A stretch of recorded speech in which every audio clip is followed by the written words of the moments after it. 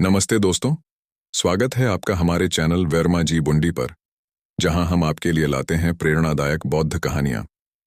आज की कहानी में हम जानेंगे कि कुत्ते को रोटी खिलाने के 8 फायदे क्या हैं। तो चलिए शुरू करते हैं। यह कहानी उस समय की है जब गौतम बुद्ध अपने शिष्यों के साथ भारत के विभिन्न क्षेत्रों में भ्रमण कर रहे थे। एक दिन वे अपने शिष्यों के साथ एक छोटे से गांव में पहुंचे। इस गांव में एक व्यक्ति रहता था जिसका नाम रमेश था। रमेश एक साधारण किसान था, लेकिन उसके दिल में करुणा की गहरी भावना थी। रमेश हर सुबह सूरज के उगने से पहले उठता और अपने दैनिक कार्यों में जुट जाता। उसका एक नियम था कि वह अपने दरवाजे पर बैठे भूखे कुत्ते को रोटी खिलाए बिना खुद खाना नहीं खाता था। यह कुत्ता रमेश के दरवाजे पर हर रोज आता और उसकी दी हुई रोटी खाकर चला जाता। एक दिन जब बुद्ध और उनके शिष्य गांव में पहुंचे, उन्होंने देखा कि रमेश अपने दरवाजे पर बैठे कुत्ते को रोटी खिला रहा था। बुद्ध ने अपने शिष्यों से कहा, आओ, हम इस व्यक्ति से मिलते हैं और जानते हैं कि यह क्या कर रहा है। बुद्ध और उनके शिष्य रमेश के पास पहुंचे। बुद्ध ने मुस्कुराते हुए पूछा, तुम हर रोज इस कुत्ते को रोटी क्यों खिलाते हो? रमेश ने हाथ जोड़कर उत्तर दिया, भगवान, यह कुत्ता मेरे दरवाजे पर भूखा बैठा रहता है और मैं इसे देखकर उसकी भूख मिटाने के लिए रोटी खिला देता हूं। इससे मुझे आत्मिक शांति मिलती है। बुद्ध ने मुस्कुराते हुए कहा, यह बहुत ही पुण्य का काम है। चलो, मैं तुम्हें कुत्ते को रोटी खिलाने के 8 फायदे बताता हूं। करुणा का विकास।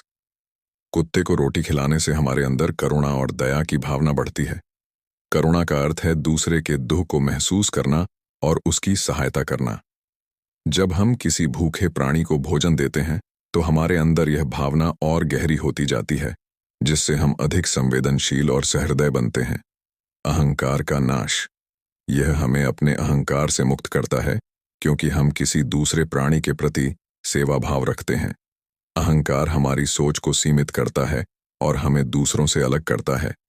जब हम किसी भूखे जानवर को खाना खिलाते हैं तो हमारा अहंकार टूटता है और हम अधिक विनम्र बनते हैं। सकारात्मक ऊर्जा। इस कार्य से हमारे चारों ओर सकारात्मक ऊर्जा का संचार होता है, जिससे हम और हमारे आसपास के लोग खुश रहते हैं। सकारात्मक ऊर्जा हमारे जीवन को बेहतर बनाती है और हमें शांति और संतोष का अनुभव कराती है। धैर्य और संयम।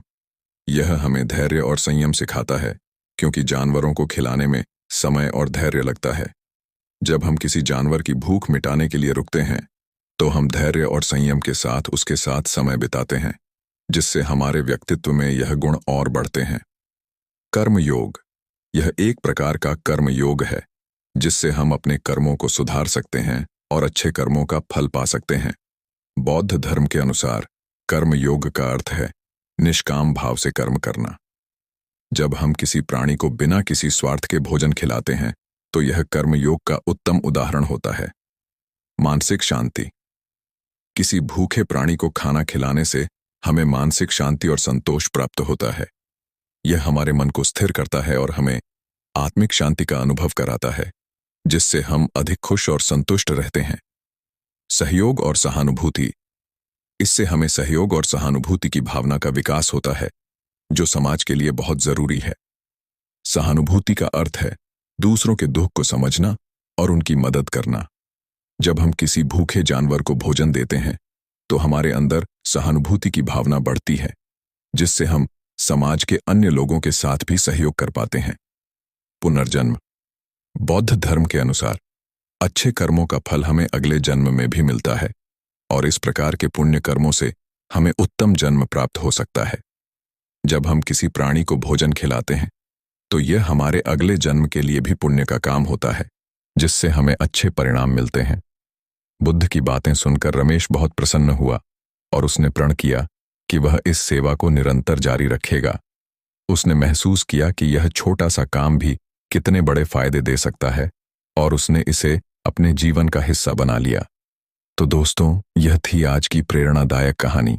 हमें उम्मीद है कि आपको यह कहानी पसंद आई होगी और आप भी इससे प्रेरित होकर किसी भूखे प्राणी की मदद करेंगे। अगर आपको हमारी वीडियो पसंद आई हो तो इसे लाइक और शेयर जरूर करें और हमारे चैनल वर्मा जी बुंडी को सब्सक्राइब करना न भूलें। फिर मिलेंगे एक और प्रेरणादायक कहानी।